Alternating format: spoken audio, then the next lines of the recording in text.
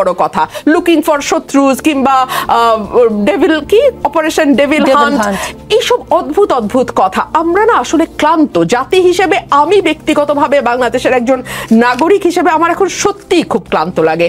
দেখুন নিকোল, গাজীপুরে যে ঘটনাটা ঘটেছে সেই ঘটনায় কারা ঘটালো, কারা মদদ দিল, কারা সেটাতে উস্কে দিল এবং কেন মাঠে পুলিশ এবং সেনাবাহিনী মোতায়েন থাকা সত্ত্বেও এই ধরনের ঘটনা ঘটতে পারলো, সেটা স্বরাষ্ট্র উপদেষ্টার বের করার কথা, তাই নয় কি? কিংবা ধরুন 32 নম্বরে 2 দিন যাবৎ একটি বাড়ি ভাঙা হলো, মাটির সঙ্গে মিশিয়ে দেয়া হলো, আগুন দেয়া হলো এবং মানে এক ধরনের উৎসব মুখর পরিবেশে পুরো ঘটনাটি ঘটলো এবং তারপরে আমরা দেখলাম সরকার নিন্দা জানাচ্ছে।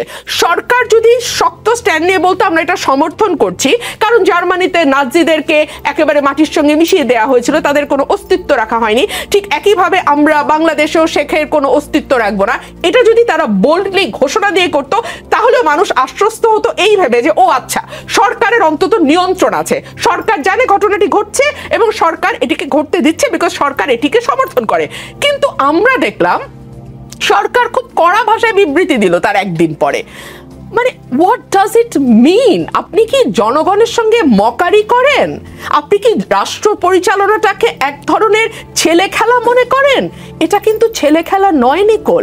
এবং 18 কোটি মানুষ, মতান্তরে 20 কোটি মানুষ কিন্তু হুমকির মুখে পড়তে যাচ্ছে সরকারের এই অযোগ্যতা এবং অপদার্থ লোকজনকে পদে বসানোর কারণে। আমরা অনেকেই অনেক আশা নিয়ে এই সরকার গঠন করা হয়েছিল এবং সেই সময়ে বড় বড় সকল রাজনৈতিক দল বলেছিল যে এই সরকার, আমাদের সরকার, এই সরকারকে কোনোভাবে ব্যর্থ হতে দেওয়া যাবে না।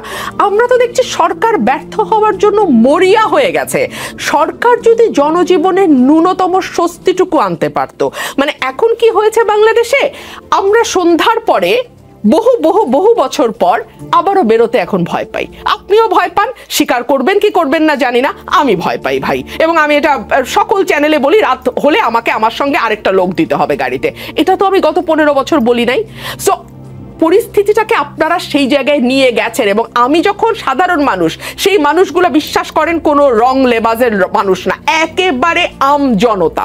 আপনার প্রোগ্রামের যে হেডলাইন, সেই হেডলাইনের মানুষজনের সঙ্গে আমি যখন কথা বলি, তারা আমাকে গলা নিচু করে একটা কথা বলে, ভাই তাড়াতাড়ি নির্বাচনের ব্যবস্থা করেন, তাড়াতাড়ি একটা নির্বাচনের ব্যবস্থা করেন। কোন দিকে যাচ্ছে বাংলাদেশ? কোন দিকে যাচ্ছে বাংলাদেশ? এইটা কি এই 22 জন উপদেষ্টার জবাব দেওয়ার কথা নয়? ব্যারিস্টার রুমিন ফারহানা, জনগণটা যে কে সেটা নিয়ে আসলে আমরা সাংবাদিকরা কনফিউজ।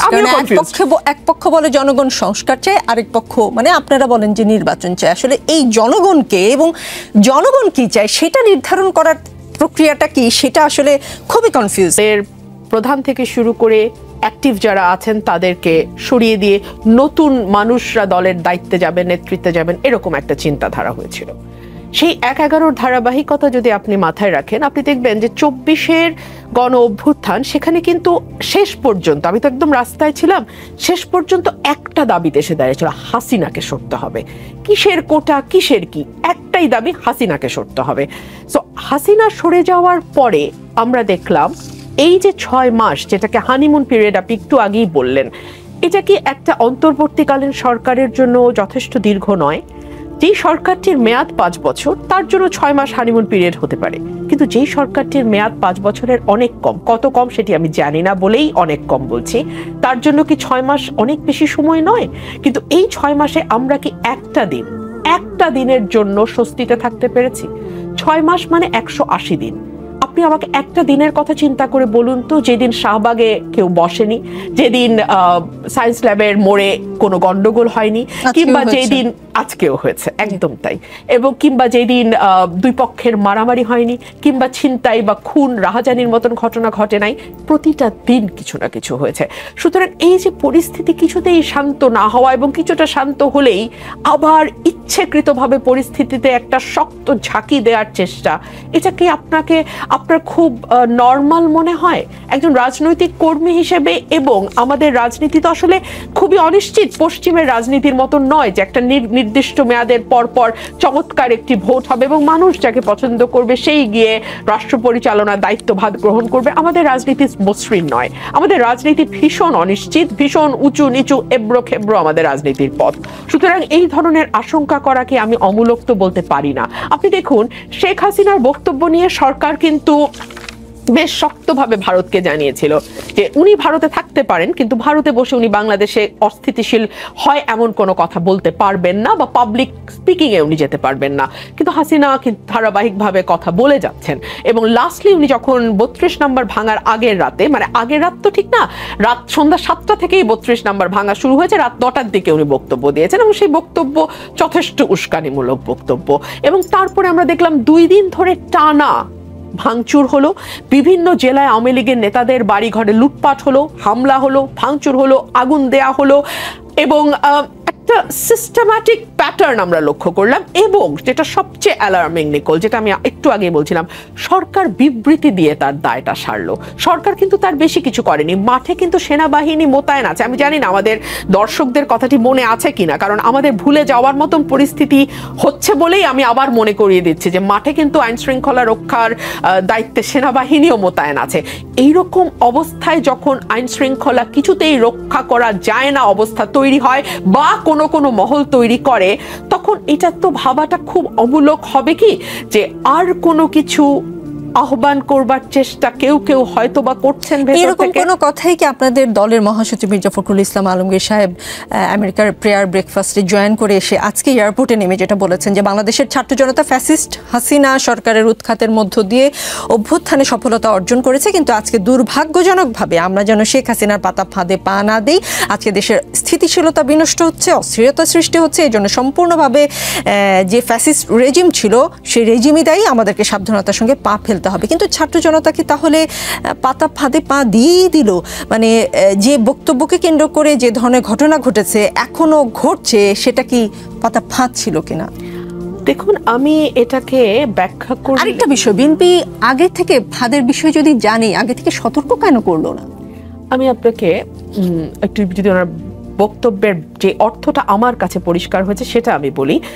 ধরুন, এই সময়টা যদি নির্বাচন না হয়ে নির্বাচনটা কোনো কারণে আরো 1 বছর 2 বছর 1.5 বছর পিছিয়ে যায়, সবচেয়ে বেশি লাভবান কারা হবে? সবচেয়ে বেশি লাভবান হবে আওয়ামী লীগ। কারণ এই পুরো সময়টাতে তারা এমন একটি অস্থিরতা তৈরি করতে পারবে যাতে যেই মানুষগুলো কোনো দলের সমর্থক না, কোনো দলের কর্মী বা নেতা নয়, যারা রাজনীতি মানে 5 বছর পর পর গিয়ে একটা ভোট দিয়ে আসে, এটুকুই তাদের রাজনৈতিক সক্রিয়তা, সেই মানুষগুলো একটা সময় তো ভাবতে বাধ্য হবে যে প্রতিদিন এখন যা হচ্ছে, কারণ প্রত্যেকের জীবনে কিন্তু এটা এফেক্ট করছে নিকোল। এখন এই এফেক্টে সাধারণ মানুষ যদি বিরক্ত হয় এবং মনে করে ধুর হাসিনার সময় তো খুব একটা মানে এরকম অবস্থা আমাকে করতে হয় নাই, হ্যাঁ, তো তাহলে কি তাকে আপনি খুব বেশি দোষ দিতে পারেন? এবং এই যে উফ শব্দটা, এই উফ শব্দটার মাইলেজ কিন্তু আর কোনো দল পাবে না, এটা ডাইরেক্টলি আওয়ামী লীগের ঘরে যাবে। সুতরাং আওয়ামী লীগ যদি মনে করে নির্বাচনটা আরো কিছু দূর পেছানোর জন্য যদি কিছু সমস্যা তৈরি করা যায় এবং তারা সেটা করে, তাকে তো আসলে খুব অস্বাভাবিক বলা যায় না। আর আওয়ামী লীগ এমন একটি দল যেই দলটি 91 সালে যখন বিএনপি ক্ষমতায় আসে তখন শেখ হাসিনা নিজে বলেছিলেন আমি একদিনও শান্তিতে থাকতে দেব না, এবং মাশাআল্লাহ উনি বিএনপিকে একদিনও শান্তিতে থাকতে দেননি।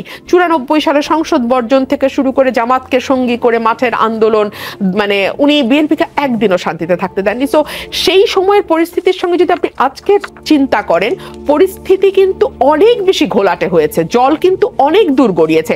91 সালের শেখ হাসিনা কিন্তু প্রধানমন্ত্রীত্বের স্বাদ পাননি, কিন্তু 2024-এর শেখ হাসিনা কিন্তু 20 বছর প্রধানমন্ত্রীত্বের স্বাদ পেয়েছেন। 96 থেকে 2001 এবং 8 থেকে 24, 20 বছর তিনি প্রধানমন্ত্রী হওয়ার স্বাদ পেয়েছেন। 1, 2 হচ্ছে 91-এ শেখ হাসিনাকে কিন্তু দেশ ছেড়ে পালাতে হয়নি, বেইজ্জতি হতে হয় নাই। 2024-এ শেখ হাসিনাকে কিন্তু পালিয়ে যেতে হচ্ছে, যার 3 দিন আগে তিনি তার নিজস্ব কথা বলার একটি ভঙ্গি আছে, তো ওভাবে তিনি বলেছিলেন শেখ হাসিনা পালায় না, কিন্তু ওনাকে পালাতে হয়েছে। সো এই যে অপমান, দুর্দশা এবং তার অটোমেটিক যেই ট্রমা এবং তার যে বিদ্বেষ এবং জিঘাংসা সেখান থেকে তৈরি হওয়া, সেই সবকিছু মিলিয়ে পরিস্থিতি কিন্তু 91-এর মতো সহজ সরল নাই যে কেবলমাত্র হরতাল দিয়ে শেখ হাসিনা একদিনও শান্তিতে না থাকার মনোবাসনা চরিতার্থ করবেন। এই সময় কিন্তু তিনি আরো অনেক ভয়ঙ্কর ভাবে আসবেন এবং তিনি তাই করছেন। মির্জা ফখরুল ইসলাম আলমগীর সাহেব হয়তো তারই ইঙ্গিত দিয়েছেন। সার্জিস আলম 5 তারিখে আপনি পোস্ট করেছিলেন আবু জাহেলের বাড়ি এখন পাবলিক টয়লেট। এরপর গত 7 ফেব্রুয়ারি আপনি আরেক পোস্টে লিখেছেন লেটস রিবিল্ড বাংলাদেশ। এখানে আবু জাহেলের বাড়ি বলে কোন স্থাপনার কথা উল্লেখ করেছেন সেটা জানতে চাই। আর গত 5 ফেব্রুয়ারি 32 নম্বর ঘুরিয়ে দেওয়ার পর আবার লিখলেন লেটস রিবিল্ড বাংলাদেশ। ভাঙার পর গড়ার আহ্বান, মানে কি করে? এবং আমার মনে মানে এইরকম কি মনে করার কোনো কারণ আছে কিনা যেটা আপনারা শুরু করেছেন সেটা আসলে আপনারা এখন আর কন্ট্রোল করতে পারছেন না বলে সেটা আবার রিবিল্ড করে কন্ট্রোল করার চেষ্টা করছেন, কিন্তু যা হবার, যেটা ছড়িয়ে যাবার পুরো বাংলাদেশে সেটা ছড়িয়ে গেছে, এমন কিনা? এরকম কেউ ভাবলে ভুল করবে? আপনার যে লাইনটি বলেছেন এটার সাথে সরাসরি দ্বিমত প্রকাশ করি যে যা আপনারা শুরু করেছেন সেটা অ্যাকচুয়ালি আপনারা কন্ট্রোল করতে পারছেন কিনা। না, আমরা এটা শুরু করিনি, এটা বাংলাদেশের জনগণ শুরু করেছে।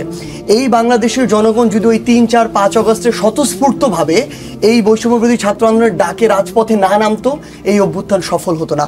আমরা সবসময় এই যে ক্রেডিটটি এটি বাংলাদেশের সাধারণ প্রত্যেকটি শ্রেণীর মানুষকে দিয়ে এসেছি। আমরা আমাদের জায়গা থেকে মনে করি এই যে 24-এর যে অভ্যুত্থান হয়েছে, এই যে 32 নম্বরে যে ঘটনাটি হয়েছে, এটার জন্য একমাত্র এবং সবচেয়ে বেশি দায়ী হচ্ছে শেখ হাসিনা, খুনি শেখ হাসিনা। তিনি বিগত 16 বছরে তিনি যা কুকর্ম করেছেন, তার পরিবার, তার সাঙ্গপাঙ্গ, তার দোসররা যা করেছেন, সে কারণেই এই যে 24-এর যে অভ্যুত্থান, সেই অভ্যুত্থান হয়েছে এবং তাকে এভাবে মুখে চুন কালি মেখে দেশ ছেড়ে পালাতে হয়েছে তার সকল কর্মী যারা ছিল সমর্থক তাদেরকে একা করে দিয়ে। এই 5 অগস্টের পরে আপনি যদি এই 25 সালের এই ঘটনা দেখেন, মানুষ ওই 5 অগস্টের দিনে এটা হওয়া উচিত ছিল, কিন্তু মানুষ তারপরও কোনো একটা জায়গা থেকে